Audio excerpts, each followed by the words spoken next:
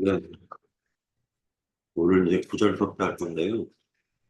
실제로 이렇게 준비한 내용이 있지만은 오늘 이기선 자매님도 오셨고 하니까 그냥 단순하게 좀 편하게 얘기하겠습니다.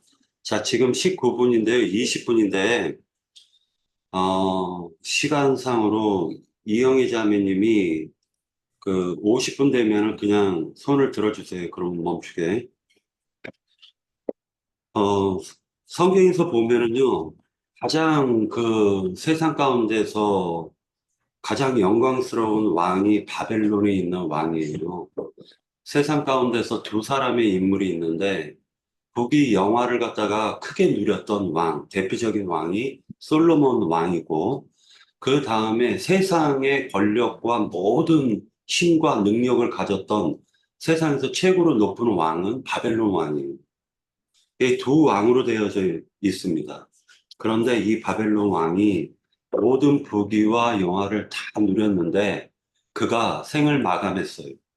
그리고 생을 마감하고 그는 사후 세계, 여기에서는 수월이라고도 하고 음부라고도 얘기하는 그 사후 세계로 들어가게 된 거예요.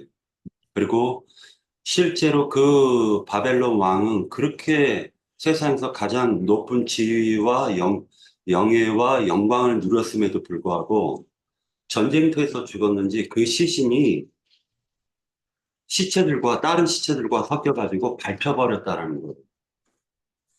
그러니까 죽음을 아주 비참하게 맞이한 생애를 아주 그 높은 생애를 살다가 결국 죽을 때는 아주 비참한 생을 마감하고 죽었다라는 거죠. 그런데 성경에서는 한 번 태어나고 난 이후에 그 사람이 이 물질 세계에서 살아가는 것으로 끝나는 게 아니라 죽음 너머의 세계에서 그 사람의 삶이 이어진다라는 걸 성경은 얘기해 주고 있는 거예요. 만약에 죽음 너머의 세계, 사후 세계가 없다면 인간은 먹고 입고 마시고 마음대로 살다가 죽어도 돼요. 우리 하나님 안 믿어도 돼요. 왜? 한번 그냥 인생 살다가 죽으면 아무것도 무로 돌아간다면 그냥 그렇게 살고 끝나버리면 돼요. 우리 믿는 그리스도인들이 가장 불쌍하고 비참한 거죠. 그런데 성경에서는 하나님께서 사후세계를 갖다 예배해 두셨다라는 것입니다. 저는 이 바벨론 왕을 보면서 이런 생각을 해봤어요.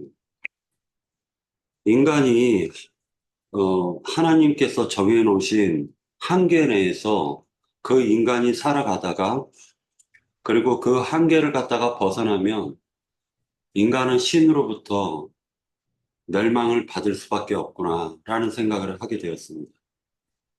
바벨론 왕이 누렸던 그 영화는 실제로는 하나님이 주셨던 거예요. 하나님이 잠시 잠깐 그에게 맡겼던 것입니다. 우리 인생도 내 인생을 갖다가 내가 마음대로 살아가려고 노력을 많이 했어요. 저 또한 마찬가지입니다. 23살 때 하나님을 믿고 난 이후서부터 인생을 갖다가 돈 벌어보려고 발버둥을 쳤던 사람이에요. 11년 동안을 너무나도 돈을 벌고 싶은데 돈이 벌리지가 않는 거예요. 하나님을 믿으면서도. 그래서 하나님께 기도원에서 기도를 하게 됐죠. 하나님, 그냥 저를 좀 내버려 달라고. 내 인생에 개입하지 말라. 그냥 나 편하게, 그냥 다른 사람들, 제 친구들은 편하게 잘 먹고 잘 사는데 왜 저는 뭐만 했다 하면 망하게 하십니까? 하고 하나님을 한탄하게 됐던 거예요. 이렇게도 망하고 저렇게도 망하고 하니까 저희 부모님이 하시는 말씀이 네가 믿는 하나님은 저주 주는 하나님 그런 말까지 들었어요. 그런데 그러면서 또 저희 누나도 하는 말이 네가 믿는 하나님을 누가 믿겠냐? 어? 너 사업 망하게 하는 하나님을 야 세상에 누가 믿겠냐? 이렇게 얘기를 하시는 거예요. 그런데 그러함에도 불구하고 제가 하루는 눈을 다쳤걸랑요, 운전하다가.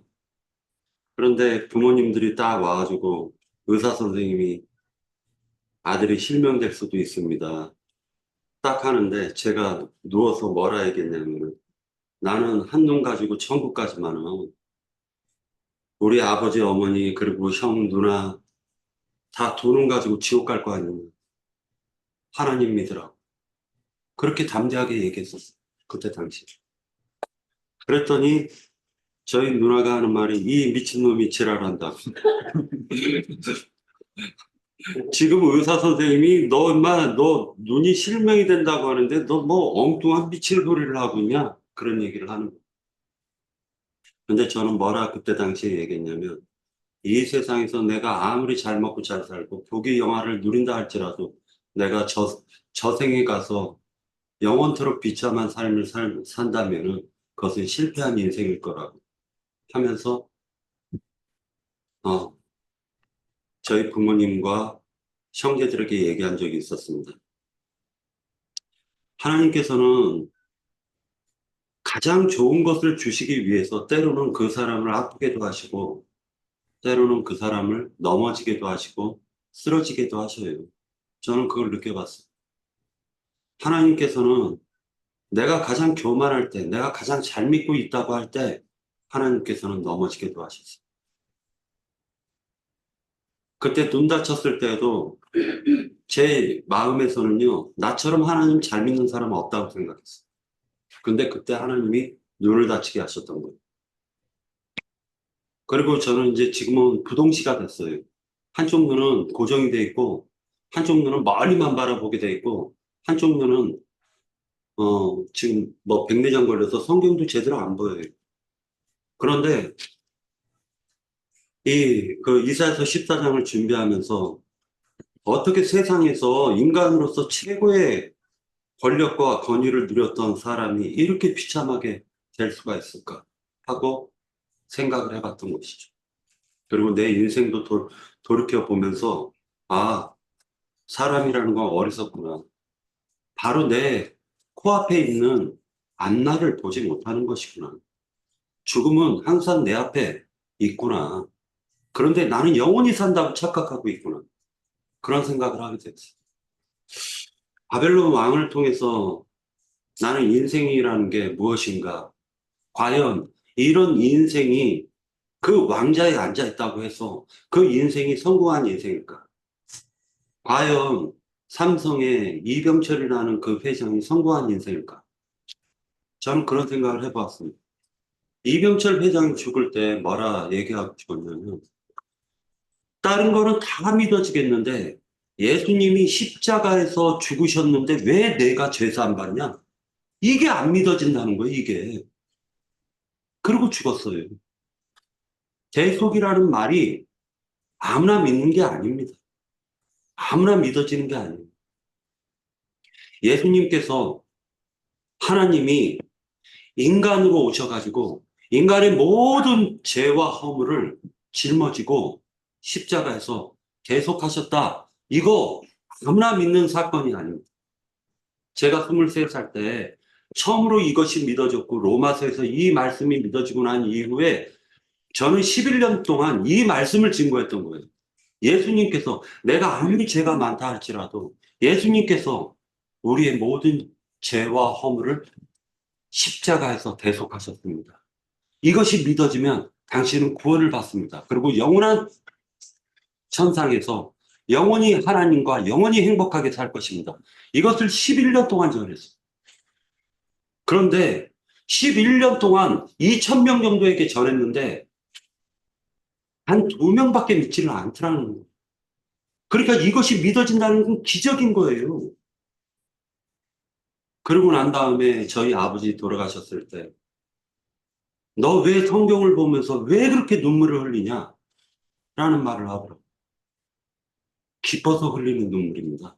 아버지 기뻐서 흘리는 눈물입니다. 그러니까 네가 믿는 하나님 나도 믿고 싶다. 이렇게 변했단 말이에요. 아버지 다른 건 다 몰라도 돼요. 우주 만물을 지으신 하나님께서 자식이 잘못하니까, 그래, 너가 뭔 죄가 있냐? 너를 지은 내가, 창조주 내가 대신 심판받겠다 하고 하나님이 인간이 되셔가지고 그분이 나를 대신해서 채찍을 맞으시고 나를 대신해서 십자가에서 죽으셨습니다. 그랬더니 정말 그것만 믿으면은 내 영혼이 구원받을 수 있냐라고 하시더라고요. 네, 다른 건 전 모르겠지만 그것만 믿기만 하면 구원받을 수 있습니다. 가장 근원적인 구원은 받을 수 있습니다. 가장 기초적인 구원은 받을 수 있습니다. 그러니까 절대로 그것을 놓치지 마십시오, 아버지. 그리고 아버지가 돌아가셨을 때 뒤로 침대에서 너무 쓰러질 때 충격이 컸는지 침대가 부서질 정도로 뒤로 쓰러지셨는데 소화가 안 된다 하고 앉아서 계속 손가락을 바늘로 따다가 갑자기 하늘을 가리켜서 오 주여 이 죄인을 데려가 주소서 하고 눈물을 흘리면서 그때는 자식이고 어머니가 안 보이나 봐요. 하늘을 향해서 손을 뻗으면서 오 주여 나는 죄인입니다. 나를 데려가 주세요 하고 손을 올리시더라고요. 그리고 뒤로 넘어졌어.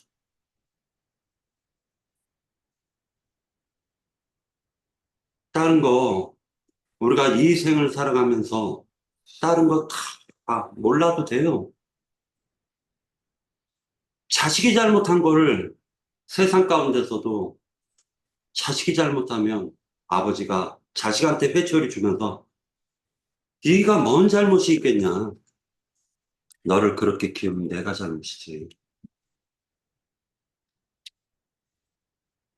너가 힘들고 어려울 때 네 소리를 들어주지 않은 내가 잘못이지. 너가 뭔 잘못이 있겠니.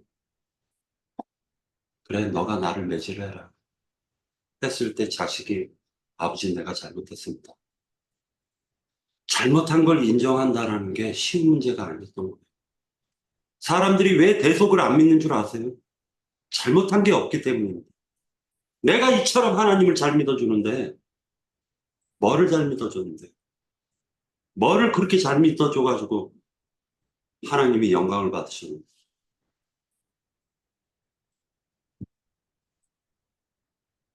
우리는 영원토록 하나님을 나는 죄인으로소이다. 내 곁을 떠나서서 주님, 나 같은 사람은 구원받을 수 없습니다. 나는 벌레만도 못합니다. 나는 구더기입니다. 구더기 인생입니다. 주여 어찌하여 나를 위하여 나를 이처럼 사랑하십니까? 하고 평생을 부르짖어도 하나님의 은혜를 갚을 수가 없어요.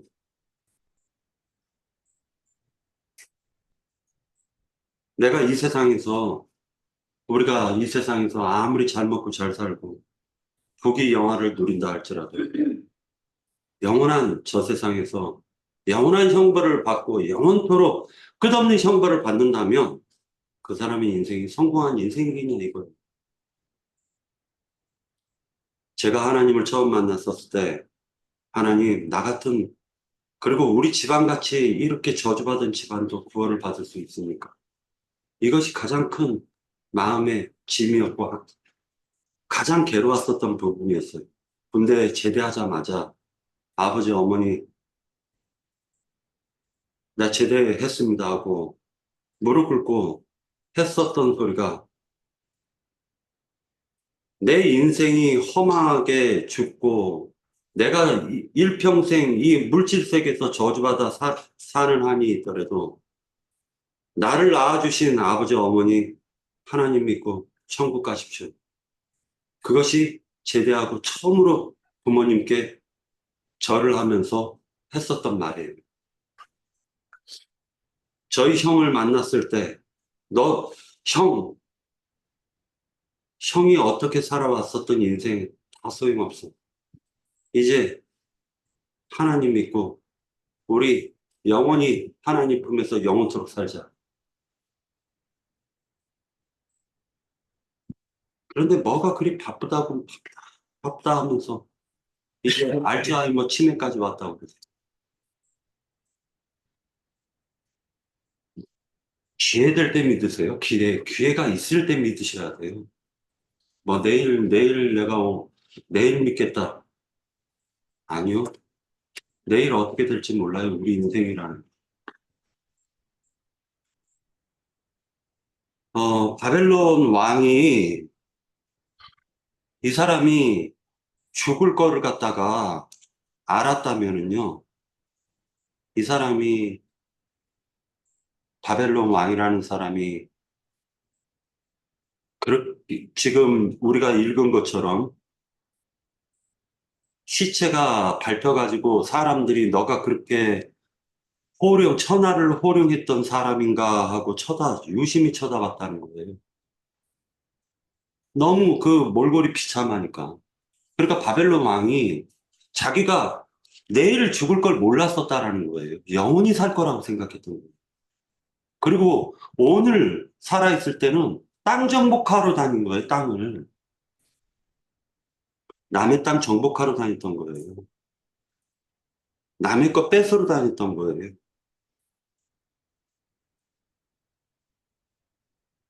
우리 인생이라는 게 살아가봤자 인간의 마음이라는 게 무언가를 담는 그릇인데 일평생 아무리 맛있는 거, 아무리 좋은 거, 아무리 아름다운 것들을 내 마음에다 담는다 할지라도요, 채울 수 없어요. 인간은 그런 구조로 돼 있어요. 인간의 마음이라는 건 나를 지으신 창조자가 내 마음에 들어오지 않으면 내가 만족을 못 느끼는 거예요. 남편이 나를 만족시킬 것 같아요? 아니면은 내 아내가 나를 만족시킬 것 같아요? 내 자식이 훌륭한 사람 되면은 내가 만족이 될 것 같아요? 아니요. 끝없는 고민에 끝이 없어요. 고민이라는 거. 하나님께서는 나의 인생에 그리고 우리의 인생에 몰래 보이지 않게 하나님이 섭리로 우리가 지금 하루하루 살아가고 있는 것입니다. 인생 가만히 한번 보세요. 숨을 쉬어요. 그런데 숨을 쉴 때요. 모든 짐승과 모든 생물과 모든 육축과 모든 기른 것들이 다 숨을 들숨을 하고 날숨을 하더라고요. 들어 마시고 내뱉는 거예요. 하나님이 그렇게 창조하셨어요. 이유가 뭐냐면 내 속에 욕심은 내뱉으라는 거예요. 하나님의 생명은 받으라는 거예요. 하나님의 말씀은 받으라는 거예요. 하나님의 그 하나님이 나에게 예비하신 그 은혜와 사랑은 너는 숨을 들이쉴 때마다 받으라는 거예요. 그리고 악한 생각, 더러운 생각, 마음의 욕심, 세상을 추구하는 악한 생각, 그런 것들은 내뱉으라는 거예요. 과학적으로는요, 일산화탄소는 들이마시고 산소는 마시고 이산화탄소는 내뱉게 돼 있어요. 과학적으로는. 그런데 신기하죠? 들어 마실 때마다 하나님 감사합니다. 내뱉을 때마다 나를 깨끗게 하심을 감사합니다. 하고 숨을 들어 마시고 내쉬십시오. 지금 형편이 가난하십니까? 지금 형편이 몸이 아픕니까? 그래도 감사하십시오. 우리는 영원한 삶이 준비되어져 있기 때문이에요. 하나님은 평화예요. 평강이에요. 하나님이 내 심령, 내 마음에 무언가로 채울 수 없는 마음 속에 하나님이 나를 지으신 하나님이 내 마음에 들어오시면 내가 오늘 밥을 굶는다 할지라도 희망이 생기게 된다는 믿고 안 믿고는 자유예요. 그러나 그 생명 자체가 하나님에게 왔고 하나님을 영접해야 내 심령에 모셔야지만이 그 사람이 가장 행복한 삶을 나머지 삶을 살아갈 수가 있다라는 거예요. 지금서부터 남아있는 삶이라는 것은 하나님을 영접하십시오. 숨을 들이실 때마다 하나님의 생명을 영접하십시오. 그리고 하나님의 말씀을 기억하십시오. 내쉴 때마다 내가 하나님 없이 살려고 했었던 교만한 마음을 내뱉으세요. 그러면 하나님께서 나의 인생을 책임져 주실 것입니다. 현상계에서 이 음부라는 것은 현상계에서는요, 속이는 자들의 속임수가 항상 내 앞에 있는 것을 가리키는 거예요. 그래서 솔로몬 왕이 어떤 여자가 호리는 소리로 내 침대에는 꿀이 흐른다. 내 입술에는 꿀이 흐르고 내 침대는 아름다운 꽃향기가 흐른다라고 할 때 그 여자가 바로 그 영혼을 사로잡고 지옥으로 들어가는 음녀였다라고 솔로몬은 얘기해주고 있습니다. 잠언서에서. 계시록 17장을 보기 전에요.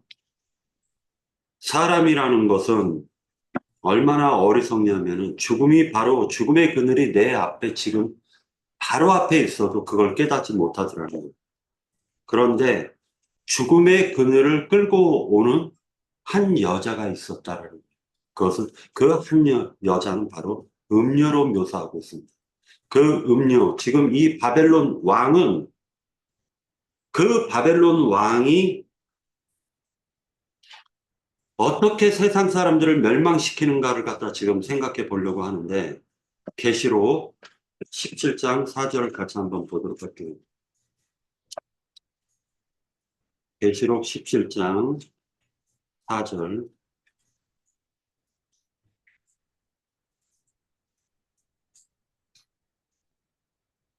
자, 누가 한번 읽어보도록 하겠습니다. 그 여자는 자주 빛과 붉은 빛 옷을 입고 금과 백과 진주로 또 손에 금산을 가졌는데 가증한 물건과 그의 음행에 더- 더러운 것들이 가득하더라. 그의 이마에 이름이 기록되었으니 비밀이라. 그 비밀이 밝혀졌는데 바로 큰 바벨론이다. 땅의 음녀들과 가증한 것들의 어미라 하였다. 바벨론인데 음녀들과 가증한 것들의 어미라고 되어져 있어요. 자, 그러니까 음녀가 한 명이 아니라는 거죠. 수많은 음녀들이 있고 수많은 가증한 것들이 있다는 거죠. 그리고 그 어미는 바로 큰 바벨론이라고 되어져 있어요.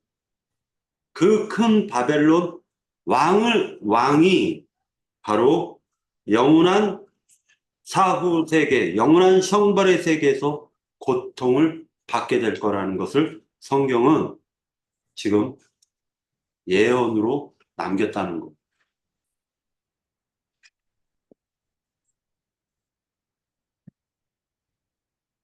자, 이 여자가 어떤 일을 하냐면요. 큰 성 바벨론에서 이 어미와 그리고 음녀들과 가증한 것들이 노래를 불러요. 노래로 사람들을 후리더라는 거예요. 악기로 사람들을 후려요. 그걸 수금 탄다라고 얘기하는 것입니다. 수금과 비파를 타는 것.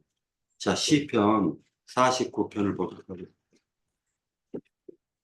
시편 49편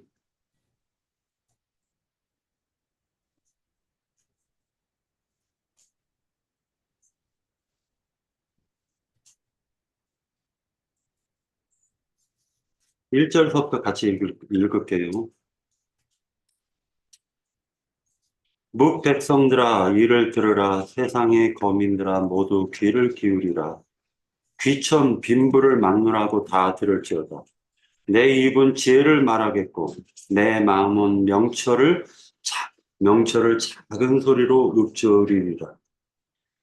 내가 비유에 내 귀를 기울이고 수금으로 나의 오묘한 말을 풀리로다. 자, 수금으로 하나님의 말씀은 비유이기 때문에 수금으로 오묘한 말을 푼다라고 기록하고 있어요. 그런데 음료도 똑같이 악기를 튕기면서 사람들을 거짓말로 속이더라는 거예요. 지금 우리가 하나님의 말씀을 풀고 그것을 설명하는 것이 곧 찬양을 하는 거예요. 성경에 우리가 앞에 찬양을 드렸지만 정말로 하나님이 받으시는 찬양은 오묘한 말씀을 비유로 되어져 있는 오묘한 말씀을 푸는 자의 입술이 찬양을 하는 거예요.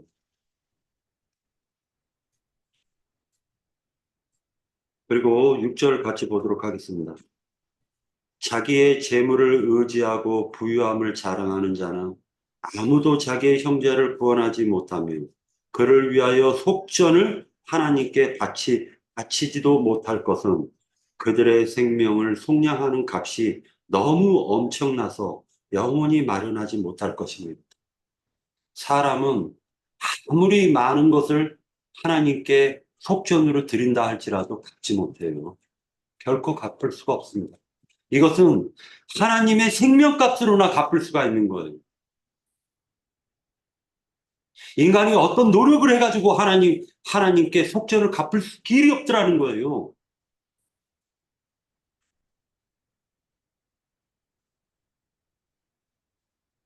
구절 그가 영원히 살아서 죽음을 보지 않을 것인가. 그러나 그는 지혜 있는 자도 죽고 어리석고 무지한 자도 함께 망하며 그들의 재물은 남에게 남겨두고 떠나는 것을 보게 되리로다. 내일 막 돈 벌면은 자식이 부유하게 잘 살 것 같아요. 자식한테 100만 원 물려주면 잘 살 것 같아요. 저희 형님이 그 카드에서 돈을 빌렸는데 사채빚을 빌렸나 봐요. 그러니까 어머니가 아파트를 딱 물려주자마자 다음날 그 집에서 쫓겨났어요. 인천 계양산에 있는 계산동에 있는 극동 아파트라고 그 아파트를 형 이름 앞으로 딱 해줬더니 그 다음날 그냥 차 앞으로 은행에서 잡아가고 사채해서 그 아파트를 뺏어서 길거리로 쫓겨났어. 그때 이후로 계속 쫓겨나서 산 거예요. 자식한테 돈 물려주면 그 자식이 잘 먹고 잘 살 것 같죠? 아, 남들이 와서 먹는 거예요. 어떤 사람이 노름하는 사람이 그런 얘기를 하더라고요. 노름하면은요, 잠시 잠깐 내가 노름해서 돈을 땄어요. 그러면 그 돈이 잠시 잠깐 내 주머니에 있을 뿐이지, 내일 가면은 또 그 주머니에 돈이 다른 사람한테 옮겨진대요. 그렇지. 그러니까 인생사가 다 그래요, 인생사가. 이 사람한테 가면 이 사람한테 갔다가 저 사람한테 가고 저 사람한테 갔다가 이 사람한테 올 뿐이에요. 나는 지금 잠시 그 돈을 빼앗겼을 뿐이야.